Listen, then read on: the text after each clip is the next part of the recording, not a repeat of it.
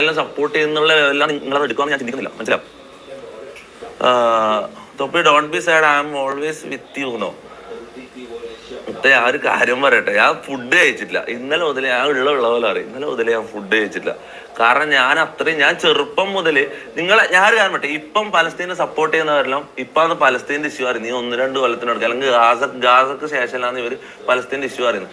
നമ്മൾ തന്നെ പറഞ്ഞാൽ ചെറുപ്പം അതിൽ ഉപ്പയും പഠിപ്പിക്കുന്ന പലസ്തീൻ പോലല്ല, പലസ്തീൻ എന്നുള്ള വാക്കല്ല. ഇപ്പാന്ന് ഇൻസ്റ്റാഗ്രാമിൽ ഹാഷ്ടാഗ് വരുമ്പോൾ പലസ്തീൻ സപ്പോർട്ട് പലസ്തീൻ എന്നല്ലേ.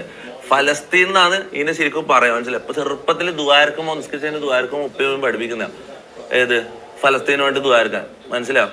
നമ്മളെല്ലാം അങ്ങനെ പഠിച്ചിട്ട് വന്നതാണ്. ഓക്കെ. ഇപ്പൊ പെട്ടെന്ന് ഒരു സ്ട്രീമിൽ പെട്ടെന്ന് ഒരു ചോദ്യം വന്നപ്പോൾ ഞാൻ കൺഫ്യൂസ്ഡ് ആയി. ഞാൻ മണ്ടത്തരം എൻ്റെ വായിന്ന് വന്നുപോയി. ശരിയാണ്. ഓക്കെ. അതിന് റിയലി സോറി. അത് ആർക്കെങ്കിലും അങ്ങനത്തെ ഒരു ഞാൻ അങ്ങനെ ഒരു ഇസ്രായേൽ സപ്പോർട്ടറാണെന്ന് ഒരു നിമിഷമെങ്കിലും നിങ്ങൾ ചിന്തിച്ചു പോയെങ്കിൽ I am really sorry. I M a Muslim. I don't support Israel. Okay. Educate your self and educate others. ഒരു മിനിറ്റ്, ഞാനൊരു കാര്യം പറയട്ടെ.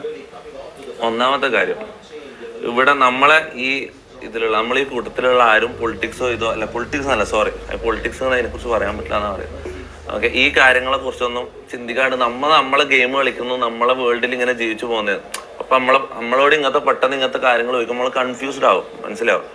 അതെന്റെ അറിവില്ലായ്മ എന്ന് വിചാരിച്ചിട്ട് വിചാരിക്കുക. അത്രേ ഉള്ളൂ. പിന്നെ വേറൊരു മെയിൻ കാര്യം,